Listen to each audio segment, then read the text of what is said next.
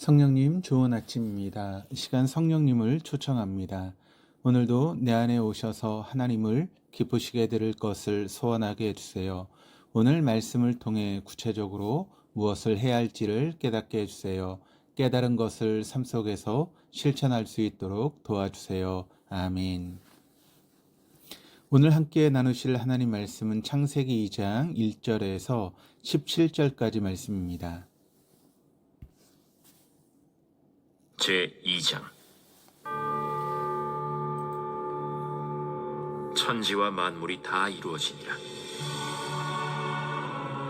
하나님이 그가 하시던 일을 일곱째 날에 마치시니 그가 하시던 모든 일을 그치고 일곱째 날에 안식하시니라. 하나님이 그 일곱째 날을 복되게 하사 거룩하게 하셨으니 이는 하나님이 그 창조하시며 만드시던 모든 일을 마치시고 그날에 안식하셨음이니라.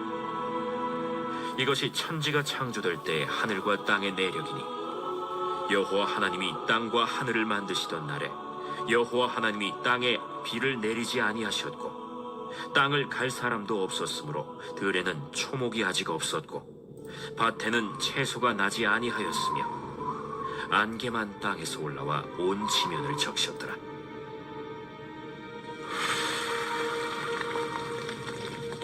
여호와 하나님이 땅의 흙으로 사람을 지으시고 생기를 그 코에 불어넣으시니 사람이 생명이 되니라. 여호와 하나님이 동방의 에덴의 동산을 창설하시고 그 지으신 사람을 거기 두시니라. 여호와 하나님이 그 땅에서 보기에 아름답고 먹기에 좋은 나무가 나게 하시니 동산 가운데에는 생명나무와 선악을 알게 하는 나무도 있더라.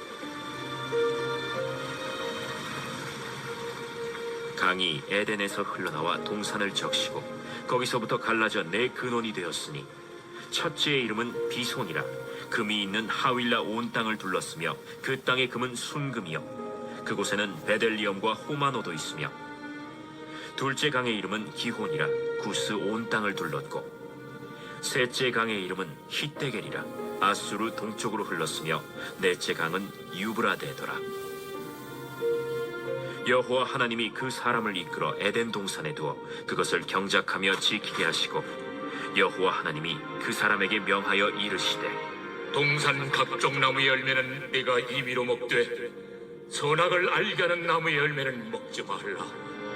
네가 먹는 날에는 반드시 죽으리라. 앞서 우리는 창세기 1장을 통해 창조주 하나님께서 첫째 날부터 여섯째 날까지 세상을 보시기에 아름답게 창조하셨음을 살펴보았습니다. 본문은 일곱째 날에 하나님께서 안식하셨음을, 그리고 하나님께서 인간을 창조하셨을 뿐만 아니라 인간이 거주할 에덴 동산을 준비하셨다라고 하는 것을 증거했습니다. 1절입니다. 천지와 만물이 다 이루어지니라. 앞서 6일 동안의 창조의 내용은 통일되고 일관된 문체로 진행되다가 일곱째 날에 대한 내용은 전혀 다른 형식으로 진행이 됩니다. 이는 일곱째 되는 날이 창조의 진정한 클라이막스가 되기 때문입니다.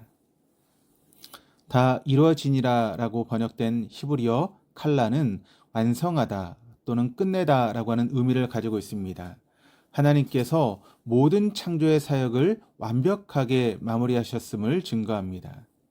그 누구도 하나님의 창조에 대해 부족함이나 아쉬움을 표할 수 없습니다. 하나님의 지혜와 능력 그리고 놀라우신 섭리가 하나님의 창조 세계에 그대로 녹아져 있기 때문입니다. 2절 3절입니다. 하나님이 그가 하시던 일을 일곱째 날에 마치시니 그가 하시던 모든 일을 그치고 일곱째 날에 안식하시니라. 하나님이 그 일곱째 날을 복되게 하사 거룩하게 하셨으니 이는 하나님이 그 창조하시며 만드시던 모든 일을 마치시고 그날에 안식하셨음이니라. 하나님께서 일곱째 날에 자신의 창조 사역을 마치셨을 뿐만 아니라 그날에 안식하셨습니다. 일곱째 날이 창조의 진정한 클라이막스가 되는 이유는 하나님께서 거룩하게 하신 날은 일곱째 날이 유일하기 때문입니다. 앞서 6일 동안의 창조 과정 속에서 공간과 연결되는 어떤 것도 거룩하다라고 불리지 않았습니다.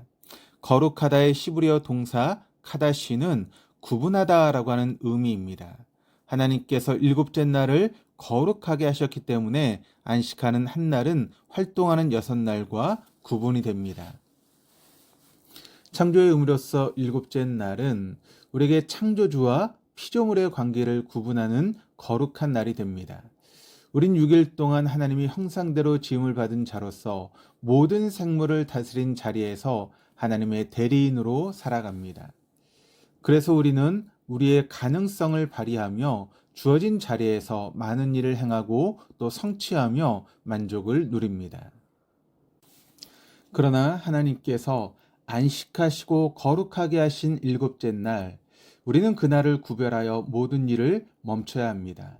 일곱째 날에 모든 일을 그치고 우리가 유한한 피조물이며 창조주 하나님과는 무한한 질적 차이가 있음을 겸손히 인정하는 거룩한 한 날이 되어야 합니다. 출애굽기에서 하나님은 이스라엘 백성들이 안식일을 거룩하게 지킬 것을 창조의 의미에서 명령하셨다면 그 뒤에 이어진 신명기 5장 15절은 이스라엘 백성들을 애굽의 노예 생활에서 인도, 즉 구원해 내셨기에 안식일을 지킬 것을 명령하셨습니다.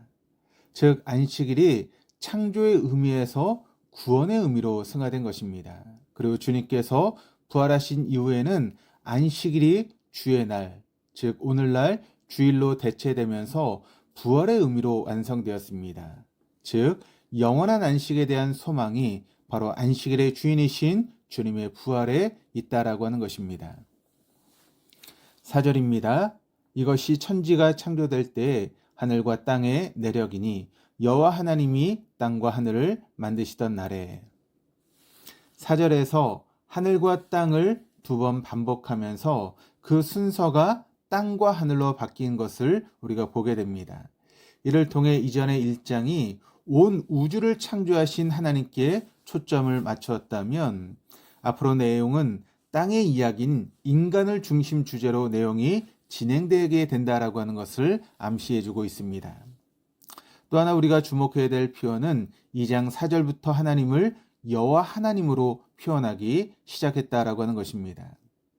앞선 천지 창조의 내용은 온 세상을 창조하신 초월적인 하나님을 증거했다면 이제 인격적이시고 우리와 관계를 맺으시며 내재하시는 여호와 하나님이심을 증거하고 있습니다. 5절 6절입니다. 여호와 하나님이 땅에 비를 내리지 아니하셨고 땅을 갈 사람도 없었으므로 들에는 초목이 아직 없었고 밭에는 채소가 나지 아니하였으며 안개만 땅에서 올라와 온 지면을 적셨더라. 이 두 구절은 인간을 창조할 배경이 되는 무대를 우리에게 증거합니다. 땅에 비가 내리지 않고 경작할 사람이 없기에 그 땅에 어떤 초목과 채소가 나지 않았습니다. 안개만 땅에서 올라와 온 지면을 적셨다라고 하는 것은 앞으로 하나님께서 인간이 경작할 땅에 풍요로움을 허락해 주실 것임을 암시합니다. 7절입니다. 여호와 하나님이 땅의 흙으로 사람을 지으시고 생기를 그 코에 불어 넣으시니 사람이 생명이 되니라. 여호와 하나님께서 사람을 지으셨습니다. 하나님께서 토기장이가 되셔서 전능하신 손으로 인간이라고 하는 걸작품을 만드셨습니다. 본문에서 인간의 영광과 비천함을 동시에 전하고 있습니다. 인간은 땅에서 취한 흙, 정확히 말하면 흙에서 취한 티끌, 먼지에 불과합니다. 이것이 바로 인간의 비천함입니다. 그러나 다른 피조물들과 달리 인간은 하나님의 손에 의해 직접 빚어지고 그분의 생기를 받아 생명이 되었습니다. 구약에서 한번 등장하는 생기라고 하는 단어가 독특한 만큼이나 인간은 창조주와 독특한 관계를 맺으며 창조의 위계 질서에서 가장 특별한 위치를 차지하고 있습니다. 이것이 인간의 영광입니다. 무엇보다 그의 생기를 불어넣어 주심으로 하나님의 얼굴과 인간의 얼굴이 매우 가까운, 즉 그만큼 하나님께 소중한 존재임을 증거하고 있습니다. 하나님을 떠난 인간이 비천할 수밖에 없는 이유가 바로 여기에 있습니다. 하나님을 떠난 사람은 흙, 즉 먼지에 불과하기 때문입니다. 여호와 하나님으로부터 생기를 받았을 때 드디어 생명이 되었던 것처럼 주님과 함께 호흡하며 영적인 삶을 살아가도록 지음을 받았습니다. 이것이 우리가 누리는 영광입니다. 오늘날 영광스러운 삶과 비천한 삶이 우리 앞에 놓여 있습니다. 먼지에 불과한 인생으로 살 것인지 아니면 생명으로 살아갈 것인지의 기로에 있습니다. 하나님께서 불어넣어 주시는 말씀의 생기를 날마다 공급받으며 생명으로 살아가는 우리 모두가 되기를 간절히 소망합니다. 8절에서 9절입니다. 여호와 하나님이 동방의 에덴을 창설하시고 그 지으신 사람을 거기 두시니라. 여호와 하나님이 그 땅에서 보기에 아름답고 먹기에 좋은 나무가 나게 하시니 동산 가운데는 생명나무와 선악을 알게 하는 나무도 있더라. 하나님께서 아름답게 빚어내신 인간을 에덴에 있는 동산에 두셨습니다. 그리고 그 동산에는 아름답고 먹기에 좋은 나무가 가득했습니다. 에덴은 사람이 의식주를 전혀 걱정하지 않아도 되는 인간이 상상할 수 없는 최고의 낙원이었습니다. 하나님께서 동산에 두신 나무 중에 특별한 두 나무가 있었습니다. 바로 생명나무와 선악을 알게 하는 나무입니다. 이 두 나무는 에덴 동산을 상징하는 나무이며 동시에 신라곤한 인간이 회복해야 될 나무이기도 합니다. 우리는 자연경관이 아름답고 나무가 무성하며 곳에 먹을 열매가 가득한 휴양지에 가게 되면 여기가 마치 에덴 동산 같다라고 감탄을 자아냅니다. 그러나 아무리 아름답고 열매가 풍성히 맺히는 나무가 가득하다 할지라도 그곳에 생명나무와 선악을 알게 하는 나무가 없다면 그것은 결코 에덴 동산일 수 없습니다. 우리의 삶도 마찬가지입니다. 세상이 발전하고 더 이상 먹을 것에 대한 걱정이 없이 풍요로운 삶을 살아간다 할지라도 만약 생명나무와 선악을 알게 하는 나무가 우리의 삶에 심겨 있지 않다면 결코 에덴 동산이라 할 수 없습니다.